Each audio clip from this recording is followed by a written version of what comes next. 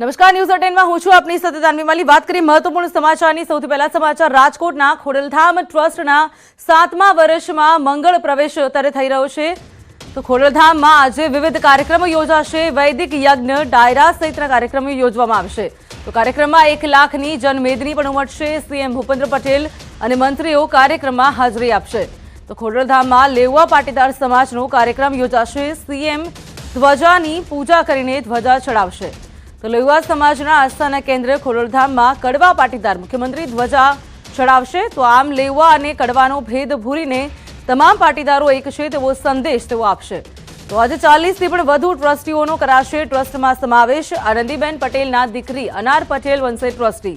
2024ની ચૂંટણીને 400 દિવસ કરતાં પણ ઓછો સમય છે, તેવા સમયે લેવા પાટીદાર સમાજનું શક્તિ પ્રદર્શન। તો આજે ખોડલધામના નવા પ્રકલ્પો પણ લેવામાં આવશે। રાજકોટ નજીક અમરેલી ગામ ખાતે શૈક્ષણિક સંકુલ અને આરોગ્ય ભવન પણ બનાવવામાં આવશે। આ સાથે ધારાસભ્ય અને ટ્રસ્ટી રમેશ ટીલારા, પૂર્વ મંત્રી અને જેતપુરના ધારાસભ્ય જયેશ રાદડિયા તથા પૂર્વ ધારાસભ્ય અરવિંદ રૈયાણી, જગદીશ ડોબરિયા, અલ્પેશ કથેરિયા, ધાર્મિક માલવિયા સહિતના પાટીદાર આગેવાનો પણ ઉપસ્થિત રહેશે।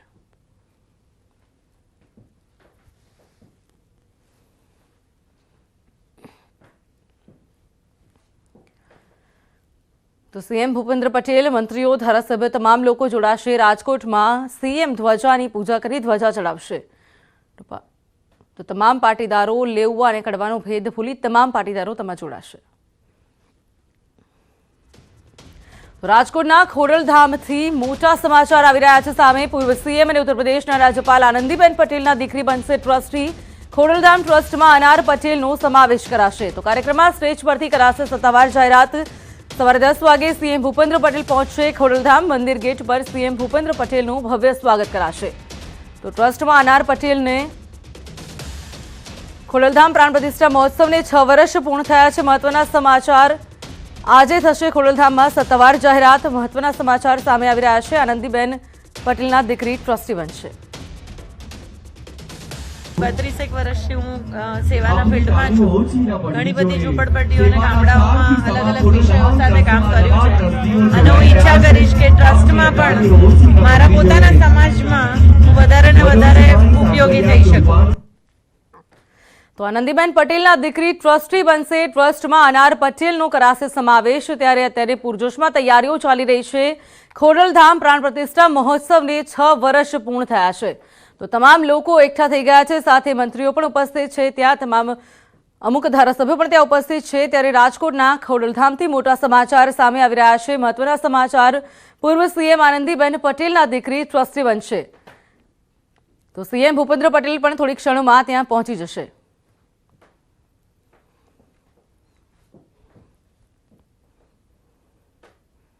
તો આજ અંગે અમારી સાથે વધુ વાતચીત કરવા માટે અંકિત જોડાઈ ગયા છે। વધુ વિગત મેળવીએ અંકિત પાસેથી।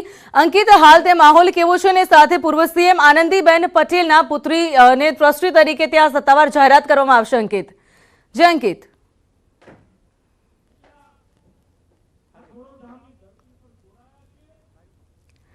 કદાચ અંકિત સાથે ત્યારે હાલ તો સીએમ ધ્વજાની પૂજા કરશે। સીએમ થોડી ક્ષણોમાં ત્યાં પહોંચી શકે છે। કાર્યક્રમ યોજાઈ રહ્યો છે ત્યારે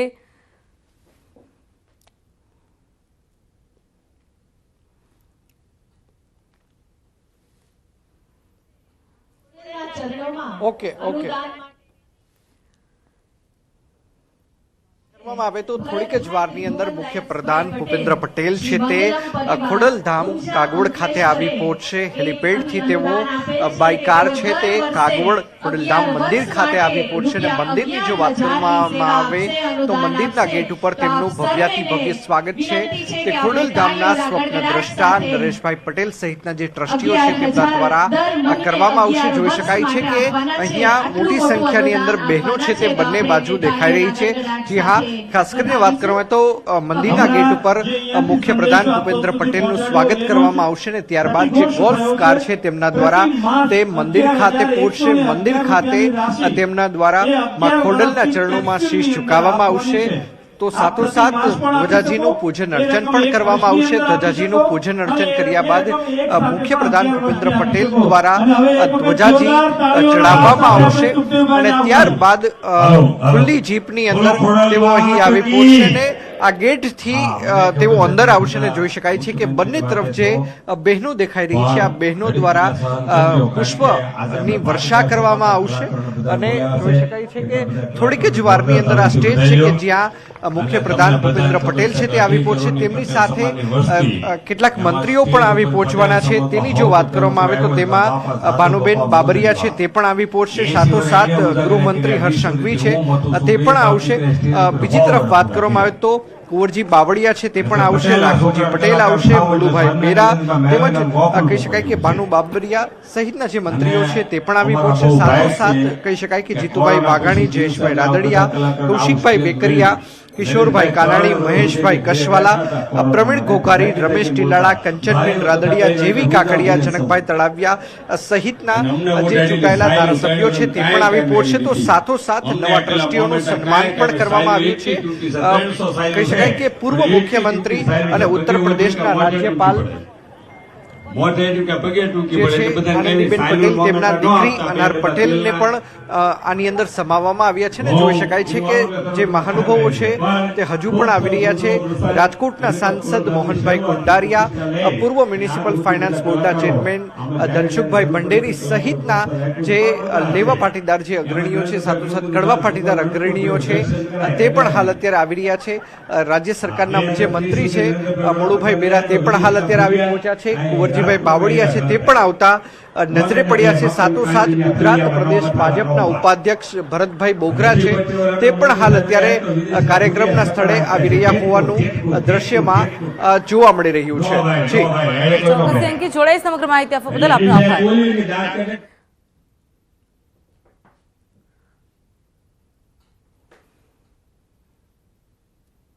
વાત કરીએ મહત્વના સમાચારની તો અમદાવાદથી અંબાજી જનારાઓ માટે મોટા સમાચાર સામે આવી રહ્યા છે। બનાસકાંઠાના છાપી પાસે ડાયવર્ઝન અપાયું છે તો છાપી, મગરવાડા, વડગામ અને મેરવાડામાં ડાયવર્ઝન અપાયું છે।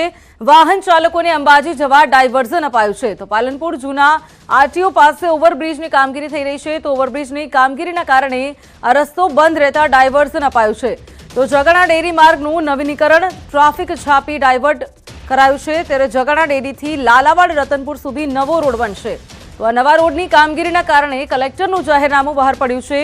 22 થી 31મી જાન્યુઆરી સુધી આ ડાયવર્ઝન અપાયું છે। મહત્વના સમાચાર અંબાજી જનારા લોકો માટે નવા રોડની કામગીરીના કારણે કલેક્ટરનું જાહેરનામું બહાર પડ્યું છે।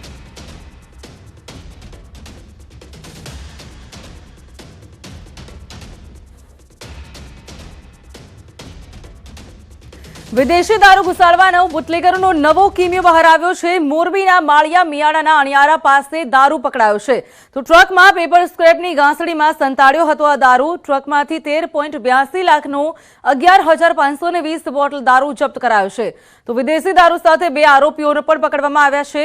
મહારાષ્ટ્રથી કચ્છ તરફ લઈ જવાતો હતો આ વિદેશી દારૂ તો દારૂ લોડ કરાવીને આપનાર વાપીના રમેશ નામના ટ્રક માલિકની શોધખોળ સ્થળ પરથી કરાઈ છે તો મહારાષ્ટ્રના જિગ્નેશ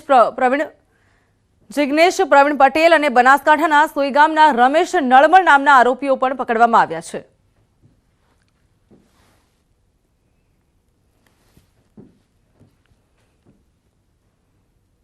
તો ગુજરાતમાં છેલ્લા કેટલાક સમયથી મોટા શહેરોમાંથી ડ્રગ્સ પકડવાની ઘટનાઓ સામે આવી રહી છે। અવારનવાર સામે આવતી હોય છે આ ઘટનાઓ, ત્યારે હવે નાના ગામોમાં પણ ડ્રગ્સ માફિયાનું નેટવર્ક સામે આવી રહ્યું છે તો સિદ્ધપુર શહેરના ખળી ગામ તરફ ડ્રગ્સનો જથ્થો લઈને ડિલિવરી આપવા નીકળેલ વ્યક્તિને એસઓજી પોલીસે ઝડપી પાડ્યો છે તો એસઓજીએ 13.10 ગ્રામ ડ્રગ્સ સહિત જથ્થા સહિત 1.31 લાખ રોકડ રૂપિયા જપ્ત કર્યા છે। સાથે મોબાઈલ, ગાડી સહિત 2 લાખનો મુદ્દામાલ જપ્ત કરીને આગળની કાર્યવાહી હાથ ધરી છે। ખબર પડતા તેમણે કોર્ડન કરી અને આ વાહનો અને ઈસમોને પકડી અને ઝડપી તપાસ કરતા તેમની પાસેથી એમડી ડ્રગ્સ 13.10 ગ્રામ કબજામાંથી મળી આવેલ। પંચમહાલના ધમાઈ ગામે એક મહિલાએ પોતાની જાતે ચપ્પુ લઈને ગળું કાપી નાખતા દોડધામ મચી ગઈ છે. તો મધરાત્રે બનેલી ઘટનામાં મહિલાને ગોધરા સિવિલ હોસ્પિટલ ખસેડાઈ છે. આ મહિલાએ કેમ ગળું પોતાની જાતે કાપી નાખ્યું એ જાણી શકાયું નથી, પરંતુ માનસિક સ્થિતિ સારી ન હોવાની શક્યતાઓ સેવાઈ રહી છે.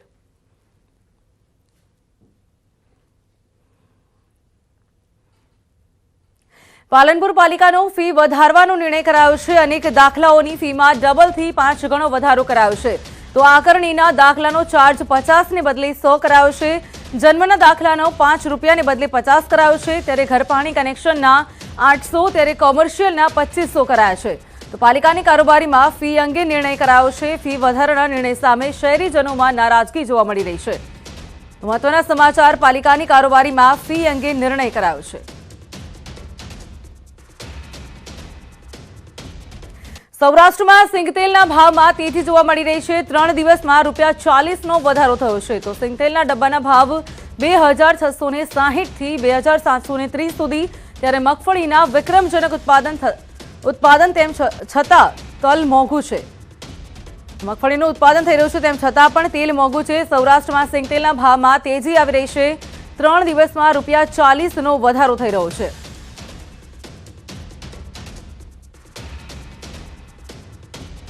રાજકોટ જિલ્લાના ધોરાજીના ખેડૂતો વીજ પુરવઠાને લઈને ચિંતિત છે. તો કડકડતી ઠંડીમાં ખેડૂતોને રાત્રિના સમયે વીજ પુરવઠો મળતો હોવાના કારણે પરેશાની વેઠવાનો વારો આવ્યો છે.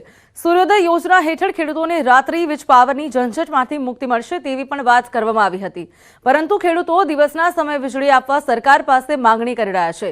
તો સરકારની ખેડૂતો પ્રત્યેની બેવડી નીતિના કારણે ખેડૂતો હાલાકી ભોગવી રહ્યા છે.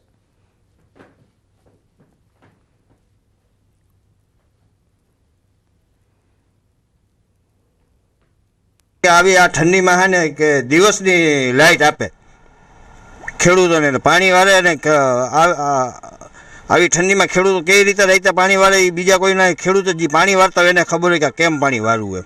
એક અઠવાડિયું દિવસ પાવર આપે, એક અઠવાડિયું રાત પાણી પાવર આપે છે. અત્યારે અમારી માંગણી એટલી છે કે આટલી ઠંડી ફૂલ પડે છે અને રાતે પાણી વાળવું પડે છે. 8 વાગ્યાથી 4 વાગ્યા સુધી સવારે પાણી વાળવું પડે છે. એના કરતાં સવારે 10 થી 6 પાવર આપે તે માટે અમારા માટે યોગ્ય છે અને ઉર્જા મંત્રીને અમારી નમ્ર અપીલ છે.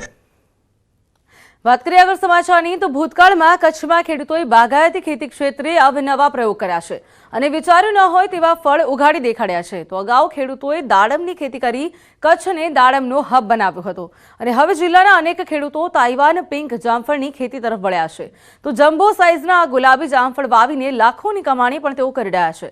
સામાન્ય રીતે શિયાળામાં બજારોમાં જામફળની મબલખ આવક થાય છે. તો સમગ્ર દેશમાં એક સાથે દેશી જામફળ બજારોમાં આવતા તેના ભાવ ખૂબ જ ઓછા રહે છે, પરંતુ તાઇવાન પિંક જામફળ એવો છે કે વર્ષમાં કોઈ પણ સિઝનમાં ખેડૂતો તેનો પાક લઈ શકે છે. ઓફ સિઝનના કારણે ખેડૂતોને પોતાના પાકના સારા ભાવ પણ મળી રહે છે.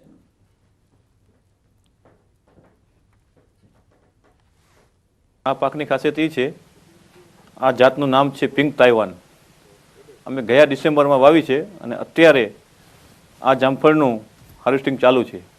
13 મહિનામાં આ જામફળ હાર્વેસ્ટિંગ સ્ટેજમાં આવી ગયા છે અને અત્યારે પણ અમે રોજ માર્કેટમાં મોકલીએ છીએ.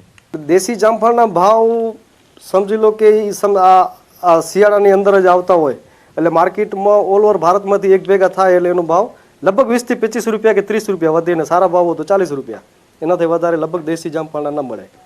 અને આઉટ સિઝનમાં આવવાથી આના 50 થી કરીને 80-90 સુધી ભાવ અમે લીધેલા છે. શિક્ષણ પાછળ સરકાર કરોડો રૂપિયાનો ખર્ચ કરે છે. કરોડો રૂપિયાનો ખર્ચ થતો હોવા છતાં પણ વિદ્યાર્થીઓ સારા શિક્ષણથી વંચિત છે.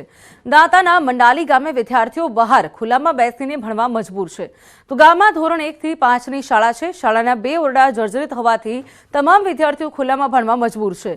તો એક જ ઓરડો હાલ શાળામાં ઉપલબ્ધ છે, જેમાં બાળકો અભ્યાસ કરે છે અને બાળકોને મંદિર પરિસર, ખુલ્લા મેદાન અને ખાનગી મકાનમાં અભ્યાસ રહ્યા છે. અનેક વખત રજૂઆત કરવા છતાં પણ નવા ઓરડા નથી બનાવવામાં આવતા. તો હાલ શિયાળાની કડકડતી ઠંડીમાં વિદ્યાર્થીઓ ખુલ્લામાં બેસીને ભણી રહ્યા છે. ત્યારે હવે બાળકોને સારું શિક્ષણ ક્યારે મળશે તે પણ એક મોટો સવાલ છે.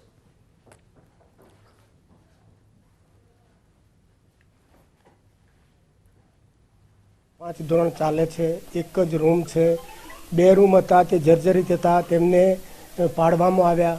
હવે પાછા તે રૂમ હજુ સુધી બન્યા નથી અને છોકરાઓ કડકડતી ઠંડીમાં પણ બહાર બેસી અને પોતાનો અભ્યાસ કરે છે. અમારી માંગ છે સરકારશ્રીને કે અમારા 2 ઓરડા મર્જ થયા અને પાડી નાખ્યા છે, બરાબર. એના પછી 4 વર્ષ થયો પણ હજી કોઈ સરકારે કોઈ સંભાળ લીધી નથી અને અમારા બાળકોનું શિક્ષણ સાહેબ બિલકુલ ખરાબ છે. શિક્ષકોને કીધું કે મારે ઘરે છોકરાને ભણવા માટે લાવો અને સગવડ કરી આપી છે અને જ્યાં સુધી ગામમાં શાળા નહીં બને ત્યાં સુધી છોકરાને બેસવા માટે મેં સગવડ કરી આપી છે. Welcome back. વાત કરીએ આગળ મહત્વપૂર્ણ સમાચારની તો આણંદના બોરસદના સિસવા ગામે ચોમામાં મોટું નુકસાન થયું હતું. તો 5 મહિના પસાર થઈ જવા છતાં પણ હજુ સુધી સહાય ન ચૂકવાઈ હોવાનું ગામ લોકોએ આરોપ લગાવ્યો છે. તો સાથે જ નુકસાન અંગે તાત્કાલિક સહાય ન થતા ચૂકવણી થાય તેવી પણ માંગણી કરી છે. અત્રે ઉલ્લેખનીય છે કે સિસવા ગામે પાણીના કાંસની સફાઈ ન થતા જળબંબાકારની સ્થિતિ સર્જાઈ હતી. તો ગામમાં આવેલી 15 જેટલી દુકાનો પાણીમાં ગરકાવ થઈ હતી. પરિણામે વેપારીઓનું મોટું નુકસાન થયું હતું. આ ઉપરાંત ખેડૂતોના પાક પર પાણી ફરી વળતા ખેડૂતોને પણ મોટું નુકસાન થયું હતું. આ અંગે ગામના ડેપ્યુટી સરપંચ અવારનવાર રજૂઆત પણ કરી છે. જોકે રજૂઆત બાદ પણ કોઈ સહાય ચૂકવાઈ ન હોવાનો સરપંચનો દાવો છે. બીજી તરફ બોરસદ પ્રાંત અધિકારીઓએ દાવો કર્યો કે સિસવા ગામમાં લોકોને નુકસાની અંગેના સહાયની ચૂકવણી થઈ ગઈ છે. આ ઉપરાંત ખેડૂતો એ સમયે વાવણી કરી ન હોવાથી તેમને સહાય મળવાપાત્ર ન હોવાનું પણ તેમણે જણાવ્યું હતું.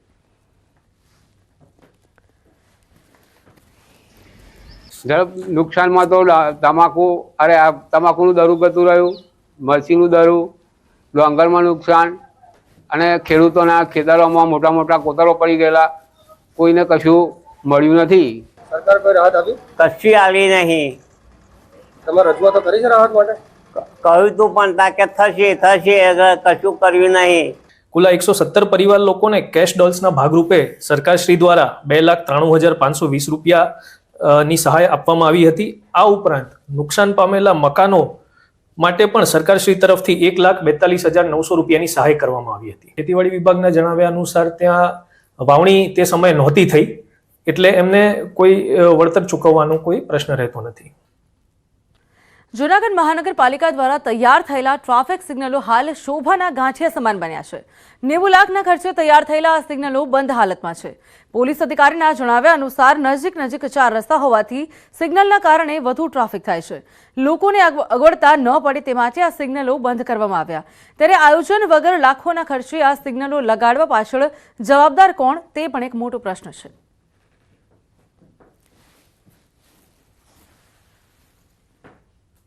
કોર્પોરેશન દ્વારા જે તૈયાર સિગ્નલો છે એ પોલીસ તંત્રને સોંપવા માટેની કાર્યવાહી થઈ રહી છે. જો તાત્કાલિક અસરથી આ સિગ્નલો શરૂ થાય તો જૂનાગઢમાં ટ્રાફિકનું નિયમન થાય. જે રેલવેના ફાટક અને જે જંકશન છે 4 રસ્તા 3 રસ્તા એ ખૂબ નજીકના અંતર પર આવેલા છે.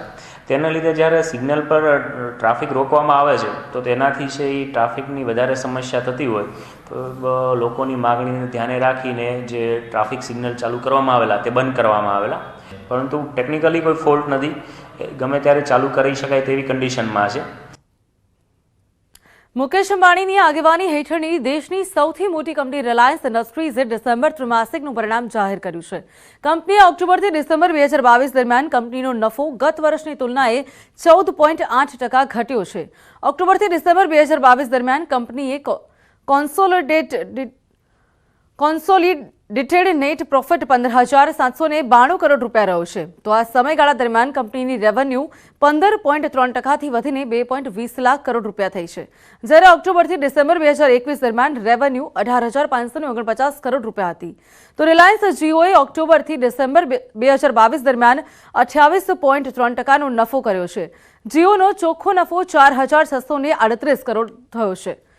તો જીઓનો ઉપયોગકર્તાઓ પણ વધ્યા છે, ત્યારે ગત વર્ષની તુલનાએ 70 લાખ ઉપયોગકર્તાઓ વધી ગયા છે.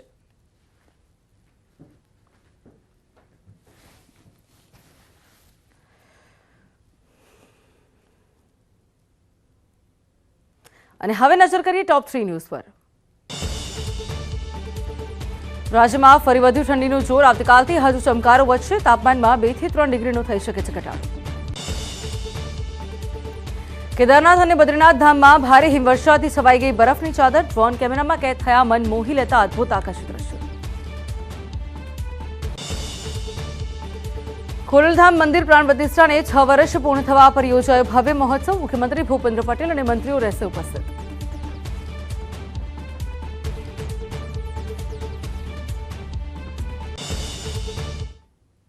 તો આ સાથે હાલ બુલેટિનમાં બસ આટલું. વધુ સમાચાર અને અપડેટ માટે આપ જોતા રહો ન્યૂઝ 18 ગુજરાતી. નમસ્કાર.